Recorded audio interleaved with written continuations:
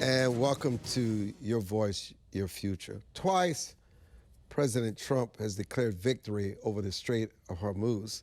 Twice, Iran has kept it effectively closed while extracting more concessions. This isn't diplomacy from strength. It's leverage surrendered in real time. A temporary ceasefire, conditional promises, and shifting demands, each step revealing the same pattern. Iran adjusts the terms, and the U.S. reacts. Meanwhile, oil doesn't flow, tensions remain, and the world is left navigating uncertainty dressed up as progress. The lesson is simple. In high-stakes negotiations, perception is not power, leverage is. And once it's given away, it's rarely regained. And so facts over headlines, results over rhetoric. What do you say, Sam Faddis, who's always joining us at this time? Your thoughts? Well, I think the same as I've thought for some time, Armstrong. The Iranians do not believe they are losing this war. I mean, they are losing in a conventional sense, but the war is about leverage over the Straits of Hormuz and the threat hanging over Gulf oil and gas production facilities. That's their leverage. They don't shoot at us. They shoot at targets that give them that economic leverage. We keep circling back to the idea that we have already won and they must admit it. And they don't agree with that. They don't believe they have lost. They don't believe they are negotiating from a position of weakness. And so we sort of, we didn't win in a week. Now we bombed them a whole bunch, but certainly the original premise must still be true. They must be getting ready to fold and quit. So that we do constantly circle back to this position where we seem to be more eager to talk than they are. Right now we're talking, supposedly there are going to be talks in Islamabad this week. I'd say it's a coin toss whether the Iranians even show up, but presuming they do show up, I'm very skeptical that they're going to show up and really show any significant flexibility. Speaking of the meeting is Islamabad, Sam, obviously the Iranians show up with 15 or 20 people. Obviously, they have their engineers, they have their chemists, their nuclear experts. They really understand what they're negotiating. Now, I do know that the vice president, as bright as he is, this is not the language he speaks. This is not the language that Wyckoff speaks, and it's not the language that Jared Kushner speaks. Who's at the negotiation table to really match their intelligence and their sophistication on these issues as they negotiate Iran surrendering its nuclear arsenal? Yeah, that's a very good question. I don't know because, look, when you get into the negotiation is going to cover a whole bunch of different things, but one of the keys is obviously the nuclear program. Okay, once you dive into that, you really need to have somebody there who understands exactly what we're talking about: nuclear enrichment, how it works, why you do it at all, what you need to build a nuclear weapon. When the Iranians start spouting nonsense, as they are prone to do, claiming that they have to continue in nuclear enrichment to such and such a level for some sort of unspecified civilian purpose, needs to be somebody there who can just say, okay, knock off the nonsense, guys. There's only one reason, according to physics and engineering, to enrich uranium to the level to which you've enriched it. So you can put it into an atomic weapon. By enriching it, you've actually made it useless for nuclear power generation or for any of these other purposes you claim. So basically, let's just cut the crap and let's talk about reality. That's just one example of, yes, you need experts there to be able to put that amount of substance into our side. Ryan, after the seizure of an Iranian tanker, the question simply is, what does it take us next? What's the next game plan? We know that Iran has little or no interest in stopping this conflict. I think it plays into their hands. Exactly. But there's no question that President Trump wants to get out as quick as he can. Yes, but also no. You know, I can tell you that when you look at the actual strategy, I say that the war in Iran is not about Iran. The war in Iran is really about China. If you take a look at what we did with Venezuela, why did we eliminate the dictatorship in Venezuela? Why did we go and capture Maduro? Well, it's because Venezuela sits very close to a choke point for the United States, and that is the Panama Canal. Venezuela is very close to China. They also sold about 2 to 4% of China's oil came from Venezuela. So in the event of a conflict with China, China could easily put container ships with missile systems and drones in Venezuela, float that out into the Caribbean Sea, fire on American ships that were going to transit the Panama Canal, or fire on American oil refineries that are on the Gulf Coast. They have that capability. Today, they have that capability. But they no longer have that Venezuelan ally. So the next step is, well, you take out Iran. Now we're talking 12, 15, 20% of China's oil comes from Iran. So the longer that President Trump keeps this up, the less oil Iran has, and they should run out of their reserves by around June 8th. And that's a pretty big deal, because now the invasion of Taiwan gets pushed back even further. And just on the 14th, Secretary Hegseth met with his counterpart in Indonesia, and they agreed to a mutual defense pact, which means now the Strait of Malacca is at risk. So we could use that as a choke point as well.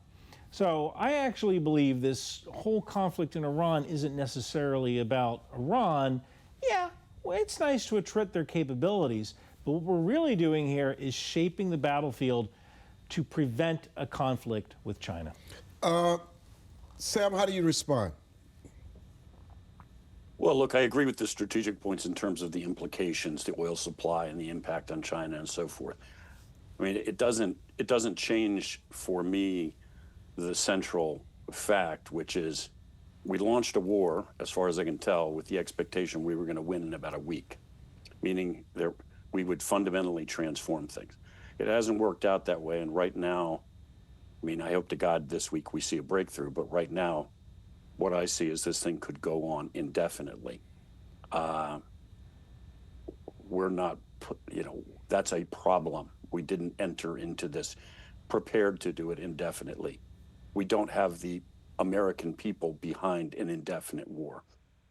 We are rapidly draining stocks of weapons that we potentially could need someplace like Taiwan in the very near future. There are a lot of negative implications here. So we are into something now. We can't quit and walk away, and we have not yet found the solution to bring it to a successful conclusion. And I keep coming back to the fact that we continue to underestimate our enemy. We keep expecting that these guys are going to quit. And I keep hearing in the back of my mind, the echoes of people talking year after year after year about bombing in Vietnam. And certainly we just do this a little bit more and we will fix it. And I'm not trying to turn 6 or 7 weeks into the equivalent of many years in Vietnam. I'm just saying the essence of the mental aspect of this is the same. These guys are not ready to quit. They don't want to quit. They don't believe they are losing. And we need to, we can't back out now. We can't just walk away and have lost the war. So we got to figure out how to change that. And we can't do that until we admit what's really going on here. As long as we engage in self-delusion, we're not going to find our way to victory. Ryan? So I actually kind of disagree with some of the weapon expenditure. The fact is that we were expending some Patriot and THAAD missiles, Tomahawk as well. But any conflict with China over Taiwan would deal with things like JASSM-ER, LRASM, anti-ship missiles, Harpoon anti-ship missiles, conventional torpedoes fired from submarines. As horrible as it is to say, it will be very difficult for the United States to defend our bases in Japan, our bases in Guam, our bases in Korea from continuous Chinese missile barrage. So in some ways you can kind of consider Patriot and THAAD, they will put up a good fight, but ultimately those sites will likely be knocked out. The whole idea here is that by cutting off China's oil, or at least choosing who gets to sell China oil, we kind of put them on a bit of a leash. And it pushes back their plan to invade Taiwan in 2027, 2028. So I think that's kind of the strategy here. We have a lot of good people at the Department of War. Elbridge Colby, Secretary Hegseth, they know what they're doing when it comes to this. And we have had OPLANs, operational plans, for the past 40 years on how to do this. So essentially we are following the playbook, and ultimately that playbook, God willing, will mean that Iran eventually collapses because they are out of money, perhaps even out of power, and also it pushes China's influence back over Taiwan. Sam, any flaws in what you just heard? Well, I mean, look, I'm not criticizing the uniformed military. You know, I come from a military family, spent time in uniform myself. They know how to do what they are supposed to do, and they are doing it.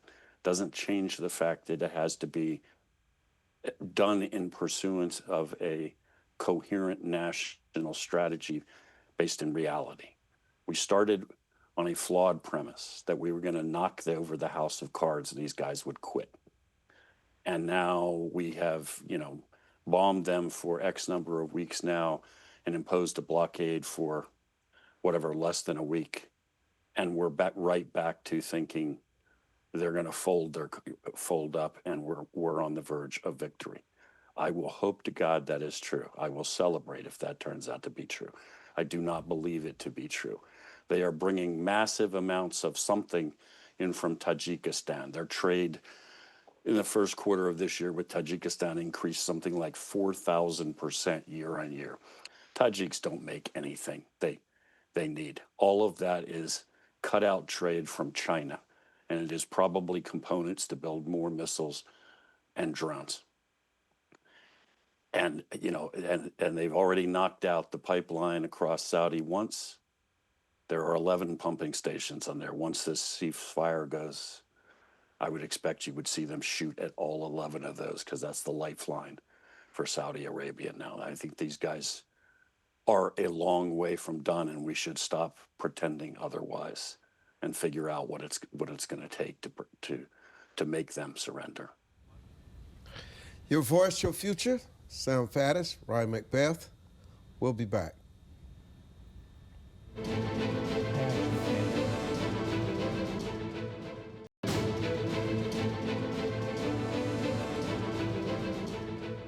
So, Sam, what does Israel play with Hezbollah, the Houthis? I know Trump thinks that he can just call up Netanyahu and everything stops. But what is their play going forward? Because obviously, this is not a ceasefire.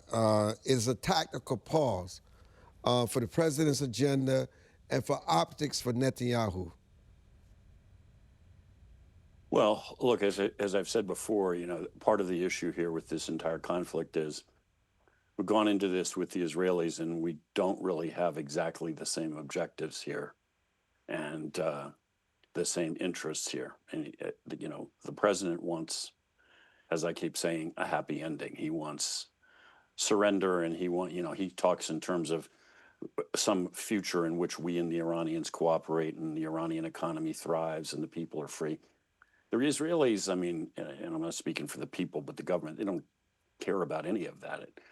They care about causing enough damage to their enemies that they're not a threat. And if they have to keep doing that every few years, just beat the hell out of them, then they'll do that. So what's their interest with Hezbollah? That's their interest in Hezbollah. I don't think they I mean, if they were presented with an opportunity to somehow rid Lebanon of Hezbollah once and forever and have a thriving, prosperous Lebanon that would be able to control its borders, et cetera, I'm not suggesting they would turn that down. It's just it's not really a practical thing, and I don't think they spend much time thinking about it. They're just looking to inflict as much damage as they can. And so I think we have already seen at various points that that our interests in the Israelis diverge. The Israelis are like, we got these guys down. We're going to keep kicking them in the head. I don't care about a ceasefire. As far as the Houthis are concerned, I mean, right now, as far as I can tell, the reason the Houthis they've shot at Israel but not closed the Red Sea is because the Saudis pay them off. I mean, the Saudis basically, they hand them billions of dollars and they basically pay the salaries for all the Houthi fighters. I mean, it theoretically is going to the government of Yemen, not directly to the Houthis, but then it just passes through a huge amount of it. And so this is old school, it's protection money. That's what's going on right now. That's what's keeping the Red Sea open. You're talking about the Houthis are functionally pirates in this sense. So, you know, I don't care how much money you give them. If you think that that absolutely buys them and they will never go back on their word, you know, you're living in dreamland. I mean, tomorrow they could say thank you for the cash, but we're going to start shooting at ships in the Red Sea anyway. You know, here's what's fascinating. Okay. Vice President Vance is en route to Islamabad. More negotiations. The Iranians are saying they have no plans of sending negotiators to Pakistan for a new round of talks after the United States seized the Iranian cargo ship. You know, it does seem that what our president says, the Iranian just absolutely said there's absolutely no truth to it. So where is the truth? And are the Iranians at the negotiation table? That's an excellent question. So one of the weird things about Iran right now is that we don't entirely know who is in charge. And you could have elements of the IRGC, the Islamic Revolutionary Guard Corps, who are running the show, and you might have some of the civilian leadership saying, you know what, we're going to go to these negotiations. And the IRGC, who tend to be extremely religious individuals who believe in the coming of the Mahdi, the end of the world, this could be the final battle for Shia Islam, they might have different priorities than people who are going to Pakistan to negotiate. So it is certainly possible that you have some people inside of Iran who are very level-headed, and you have other people who are not level-headed at all and are kind of following their own path, trying to force something to happen. So it's a big mess right now, and this is kind of what we expected by killing off their leadership, with the idea that sooner or later we're going to land on somebody who is willing to play ball. And until we can actually find that person who can play ball with the U.S. and deal with the IRGC, well, honestly, you can kill your way out of a problem. And we will kill our way out of that problem, eliminating leaders until we find one who is willing to play ball. You know, Sam, it is interesting because the Iranians, what has not been discussed openly in these negotiations is that they need reparations for all the damage that has been done. And now, obviously, the United States is not going to pay them directly, but you can pay them through uranium. I mean, how realistic is this? And what exactly, if they are negotiating, what are they negotiating? Well, look, Armstrong, I can tell you this from long experience with these guys, including the IRGC and their intel guys. You know, I've said many times, I wouldn't have recommended the president start this war, and I wouldn't have recommended that he proceed in this fashion, because because it wasn't going to work. They weren't going to fall over just because we schwacked them for a week. But now that you are into this, I can absolutely, we cannot even contemplate the possibility of walking away with the perception that we lost, because you don't even want to live in that world. So we're in it now. And I can tell you from experience with these guys that the idea that we're going to have a reasonable negotiation and show flexibility and so forth is going to be perceived one way by them. That's that weakness. They're just going to eat your lunch and ask for more. So at this point, we have to negotiate from a position of strength. And there are things that we ought to just be telling them. There's no way in hell, and we're not even talking about that. Reparations would be one. I'm not looking for a fig leaf to cover it. You can drop dead. That isn't going to happen. I mean, that is where we are. They have to understand that.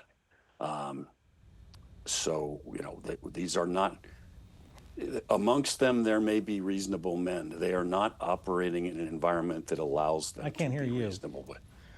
And they are, it's going to, the further down the totem pole you go, the more extreme the people may be that you find, not more flexible.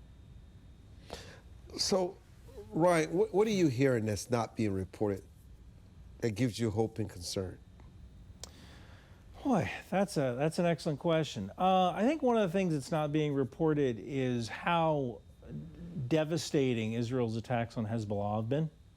What's also not being reported is the morale of our soldiers, sailors, and airmen who are currently in the theater.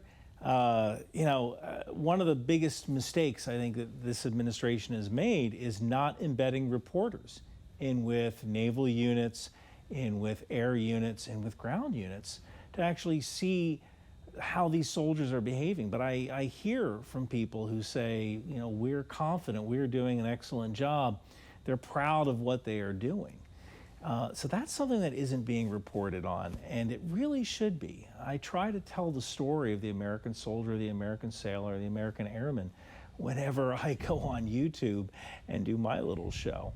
And that's what America really needs to be hearing right now, that these are people who are there, who are supporting this effort to keep our allies safe and to keep America safe, because the last thing we want to see in the next couple of years is a mushroom cloud over New York or Washington because we didn't have the guts to stay in the fight. Sam, what are you looking for over the next 48 to 72 hours? And when will you know that this escalation will come to an end, or is at a point of no return? Well, the first thing we got to find out is we got to find out whether the Iranians even show up. I mean, let's assume they show up in Islamabad. When they showed up the first time, they had essentially drafted a document for us to sign that says we surrender. So, A, are they going to show up? And B, are they going to show up? And is there going to actually be, for real, any indication that they are now significantly more flexible? We can say they are all we want, but until I see evidence of that, I don't believe it. I think we ought to be prepared, because you should always prepare for the worst, right? Hope for the best, prepare for the worst. But to prepare for the possibility that this negotiation, one way or the other, either doesn't happen at all or goes completely off the rails, and we are right back in a shooting war in a heartbeat. And for the possibility that they will come out of the blocks and go from 0 to 60 in no time at all. And we will go from a ceasefire to them making good on any of the threats they've already made, closing the Red Sea, taking out the pipeline to Yanbu, actually hitting production facilities in the Gulf. In other words, not demonstrating flexibility, but going exactly the other direction on us. And the time to prepare for that, obviously, is right now, not after it already happened. So Ryan, what is the damage in the Gulf states? You hear these stories about airports being hit in Dubai. I've talked to people firsthand. They're on high alert. What's happening in Saudi Arabia, Oman, Qatar. and also the devastation that the people are facing in Iran? We don't really know what the devastation in Iran looks like. I've been on the teams that look for the bad guys, and I can tell you that we are very careful about what we target and how we perform that targeting and the weapons that are used to minimize collateral damage. You can never eliminate it, but you can try to minimize it. I think the Iranian people know that. I've seen videos of Iranians playing guitar outside as they're watching us drop bombs on military targets in their city. When it comes to the Gulf states, I can tell you that 90% of all Iranian munitions have hit civilian targets inside the Gulf states.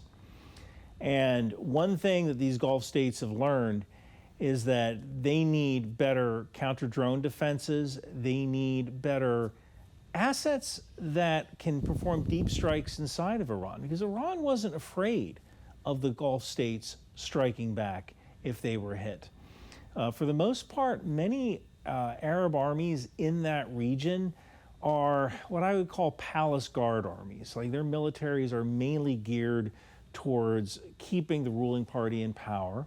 And for the most part, their pilots are the sons of the elite. The best and the brightest tend to go into the fighter planes, and fighter planes parade well. Saudi Arabia, Oman, UAE, they might buy really high-tech fighter planes, but they're not necessarily training on performing these deep strike actions or have the correct equipment to perform deep strike actions to actually fight back if they're actually attacked. So what you might see is a strategy in the Gulf where they say, you know what, if this ever happens again, we need to be able to, through our own equipment, through our own fighter planes, be able to attack targets that are far away from us instead of just playing on defense. Sam, your final thoughts? I will hope for good news out of Islamabad, Armstrong. That's my final thought, because this could get a lot worse really fast. Well, the Iranians have said as recent as a few minutes ago, not that the United States have capitulated on the blockade in the Strait of Hormuz. They are now considering sending negotiators to Islamabad to negotiate further. So let's see what happens. But Sam Faddis, Ryan McBeth, thank you so much for joining us. When we come back, Catherine Ebeling will be joining us to discuss our segment on how we make America healthy again. Your voice, your future. We'll be back.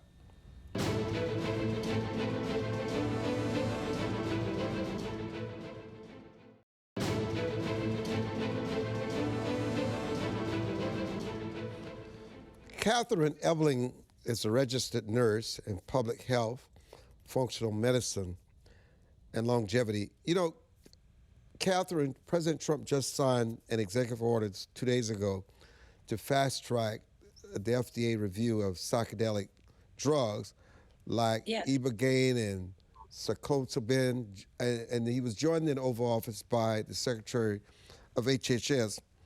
Do you have any issues with the executive order? This is a new frontier. We realize that many of the vets and others were going overseas to get these drugs at a lower price. They're more sympathetic.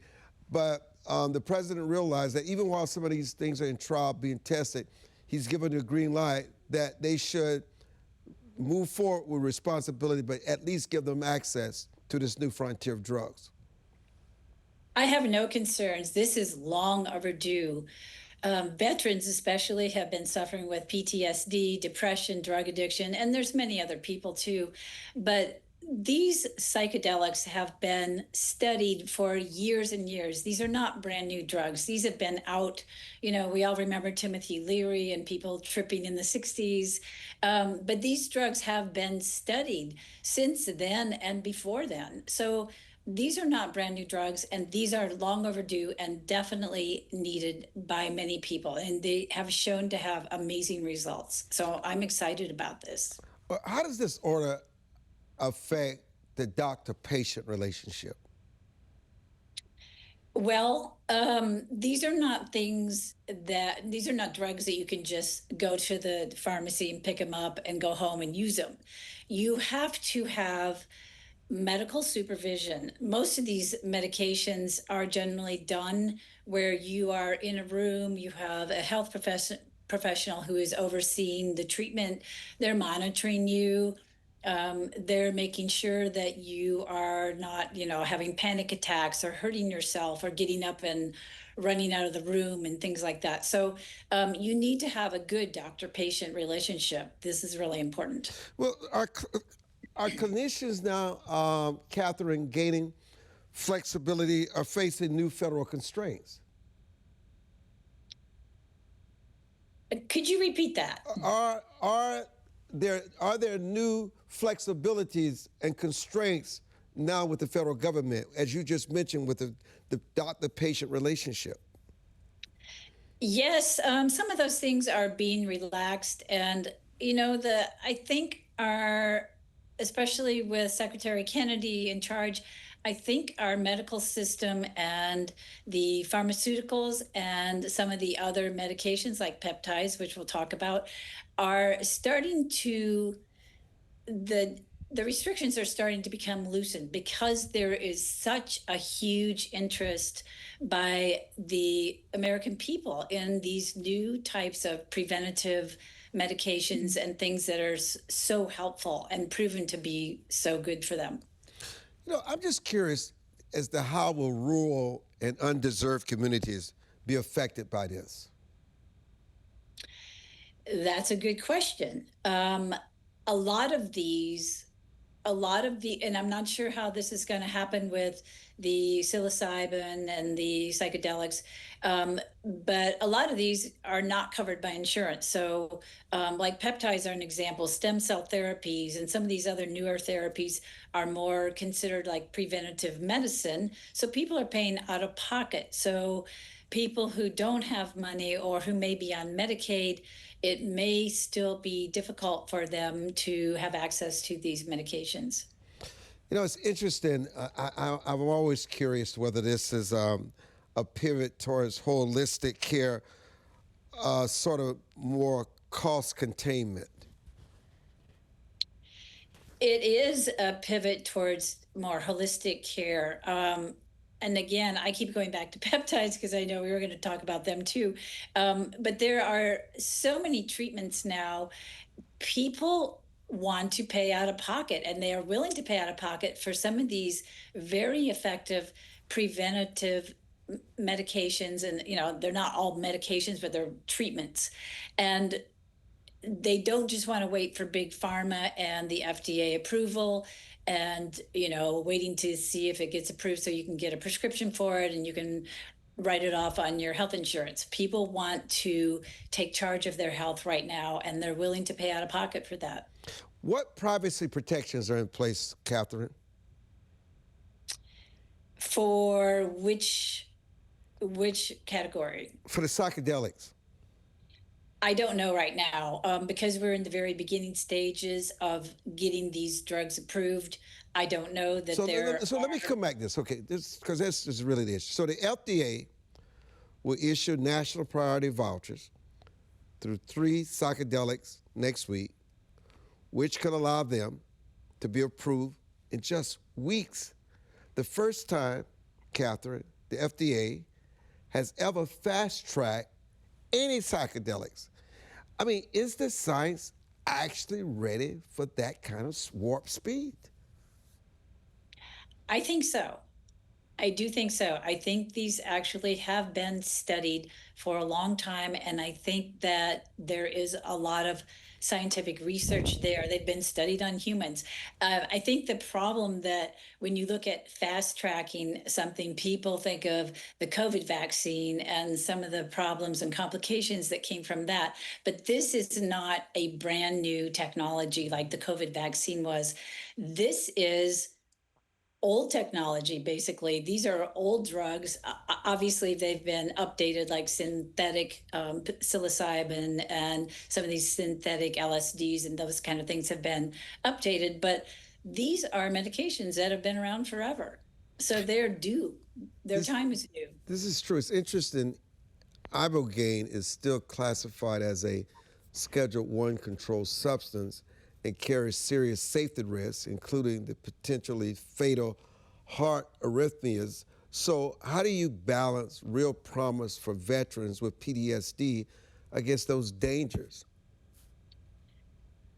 That's why you have a health professional who's monitoring you. I don't know the percentage of risk or how dangerous that is. If that is something that has come up in the testing and the research, obviously it is a concern. But if you are being monitored by a health professional who is checking you out, who is watching you while you are in the treatment, in the therapy room, and monitoring all those things, you should be in good hands. What does success for you look like 12 months from now? For just the psychedelics? Overall. Well, if I were to include peptides in Yes, that, overall, yes. I would like to see that one. Let me just go back a minute and go back into peptides a little bit. Peptides have been wildly popular, and what has happened is the gray market and the black market has exploded. And so even though the FDA hasn't approved many of these peptides, they are being used and they are everywhere online. So the danger with that is that people are using what is called research only peptides because they are not FDA approved. And some people are just purchasing them based on the price. So they're getting peptides that are sourced from China or India or Russia, and they're untested. They don't know, they don't have any certificates of analysis. They don't know exactly what's in them. There may be other toxic things that are in them that, lead, heavy metals, things like that. So that's a danger. What's going to happen with peptides is that peptides are going to hopefully come into an area where doctors are able to prescribe them for specific things, and then that person can go to a compounding pharmacy and have those peptides made up for them so that their purity is more assured, their efficacy is more assured, and maybe the gray market is going to stay because some people may want to just take the risk and get the low price, but people are going to have more access to these things like peptides and psychedelics through compounding pharmacies and their doctors. Well, there's no question the black market, or whatever market you call, that sold a lot of this underground is certainly about to take a major hit. It's a game changer for them. Oh yeah. It's just shocking. I've been kind of researching peptides, and if you just go on any social media, especially Instagram or TikTok, and you start looking at stuff about peptides, you will get hit with hundreds of influencers online talking about, and they have no background, no health, they're no health credentials, no education. They're, Joe Blow from the gym or whoever. And they're talking about peptides and what to use them for, how to dose them, how to inject them. It's very scary what is going on. And, you're just taking a risk there. Your final thoughts? I am looking forward to some of these changes coming down the pipeline. I think the psychedelics and the approval for so many people who have been wanting this and needing this so badly is going to be so beneficial for such a large group of people. PTSD, depression, other mental illnesses, and even addiction is going to be very helpful. So I'm looking forward to that. And I'm also looking forward to the peptide market changing and becoming safer and more regulated. Catherine Ebeling, thank you so much for joining us and for making what is so complicated seem so simple. We'll be back with Idaho U.S. Senate candidate Josh Roy running for the Senate. Your voice, your future, Town Hall.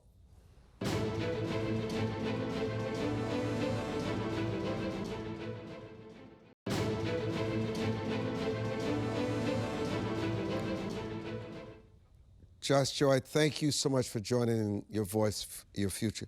You know, you advocate as a candidate running for the Senate in Idaho for limited government. I'm curious to know what government federal programs would you reduce, reform, or eliminate? Yeah, I can actually give you a really good example. Just up the river from Lewiston here, there's a little town called Lenore. Lenore has been trying to get the bridge across the river to town replaced for 8 years. It's a 1930s vintage bridge, and it's in really bad shape, single lane bridge. I was at a candidate meet and greet, and our local state representatives and senators had to answer awkward questions, and they explained that the bridge replacement was still at least 2 years out. And so you're dealing with everyday life. I mean, we have farmers and people with homes on the other side of this bridge, and this bridge is tied up with at least 5 different federal agencies, is what I understood from the conversation. And we have to ask ourselves, how in the world did we get to the point where a bridge that could have been replaced in 3 to 6 months, 2 generations back, maybe 3 generations ago, is now an 8 to 10-year project? I mean, who cares what happens over a river in rural Idaho? It's easy to put a bridge in. Mankind's been building bridges for 10,000 years, right? And suddenly we can't even execute. So you're looking at multiple federal agencies that are, in conflict with each other. I mean, who understands as a common man even how the bureaucratic decisions are made in this? So let me raise this. How do you draw the line, Josh, between necessary federal authority and overreach? If a state government can execute the work, then a state government should probably do it. If Congress can't write the rules themselves and has to delegate the rulemaking to federal agencies, then they should probably consider passing that back to the states. One of the problems we have is that Congress is, 570 people or something like that, and it's legitimate that they can't do everything and decide everything. Well, guess what? Right here in Idaho, we've got 170 representatives and 30 senators, I think, that are very competent, well-educated, capable men and women that can pick up the slack and bring the decision-making closer to home. That'll definitely lead to more equitable outcomes. Part of the struggle is that we as everyday citizens can't hold bureaucracy accountable unless we work through arcane and extremely expensive legal system, whereas I can hold my local representative, Kyle Harris, accountable just fine, right? I can actually find where he lives and go knock on his door if I want to. And I think that's how I'd make the distinction is first, if the Congress can't write the rules, they should consider delegating it back to the states. I find fascinating about your background. You emphasize being grounded in the working class life. So what are specific policies you would pass, if you could, in your first year to materially improve these lives? Oh, yeah, absolutely. If I were to look at policies that I would pass if I could, one of the first things I would do is I would remove the USDA from inspecting meat processed and sold locally. It doesn't make any sense at all for a farmer in Idaho to have his animal federally inspected to sell it at a grocery store 5 miles away or a restaurant 5 miles away. And, like many of the economic problems across our nation stem from a federal regulatory barriers to entry. And, 85% of our beef in this country is processed by just 4 companies. And the largest company, JBS, is Brazilian. And a lot of it has to do with the fact that a local guy starts a company, works really, really hard, is doing a great job processing meat. But making the leap to being federally inspected and being able to sell at a grocery store is virtually impossible for most everyday butchers. And you start looking at how the industry is consolidated, and one of the key reasons the industry is consolidated is high barriers to entry. Well, look, we're talking about cutting up a cow. I mean, we've been doing this for all of recorded human history. We're really good at it, right? And we really have got to think about barriers to entry. Is something that I run into a lot in engineering and manufacturing, where regulatory hurdles have made it impossible for upstart companies to break into the market. So let me raise this with you. You know, Idaho is reliably Republican. How will you represent your state independently if you're elected, rather than simply aligning with party leadership? I think it's more a question of are the things I'm pursuing as priorities for me in Congress things that serve the interests of the state and citizens of Idaho better? I can choose to spend my time on foreign affairs, or I could choose to spend my time working on issues related to the Forest Service and BLM. And while as a senator for the entire nation, I will always have responsibility for things like foreign affairs, the truth is our citizens in Idaho need help with the Forest Service, BLM, USDA, the EPA. That's where they need me focused at in order to improve their livelihoods. We need help with housing. We need help with road construction and bridge construction, like I've talked about. We need help with getting family farms back to being profitable. EPA has enormous impact on the profitability of family farms. So with your background in heavy industry, Josh, what is your plan for U.S. manufacturing competitiveness? Yeah, we have to reduce regulation. I'll give you an example here. So America's work truck is like the F-250, right? An F-250 now sells for typically $80,000 to $100,000. If you take that truck apart into two piles and you just look at the parts that would be on that truck if it was built in 1990, it's half the value of the truck. And everything on that truck that has been added since 1990 was added almost exclusively, not completely, but almost exclusively by regulatory requirements and without a vote by Congress. Well, when you're talking about half the value of the vehicle, and this is true across the board for all vehicles, roughly speaking, half the value of a motor vehicle sold today, new off the lot, is regulatory requirements enacted since 1990. We buy 16 million vehicles a year, and the average vehicle is $50,000. Half that is at $25,000. That's $400 billion a year. And that's an example of regulatory overreach that all citizens can walk out and relate to. $400 billion a year is enough to make America competitive. We're talking about the effect on people's livelihoods. This example is true of their houses, their food at the grocery store, the streets they drive on, the bridges they drive over.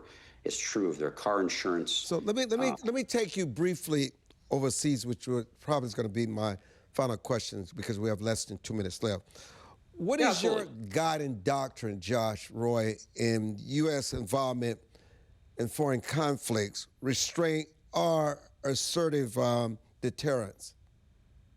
Yeah. Leave us alone and don't threaten us, and we'll leave you alone. But if you're going to scream death to America and develop nuclear weapons and develop delivery systems, then you can expect us to be interested in you. That is my guiding principle.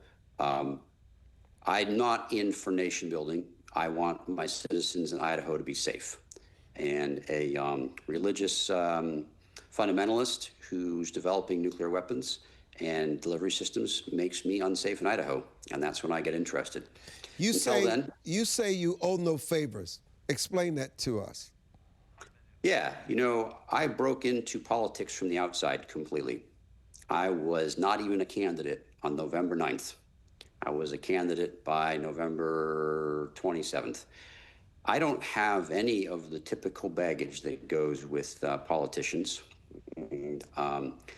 It's time for someone who doesn't have baggage. I don't owe favors to anybody right now.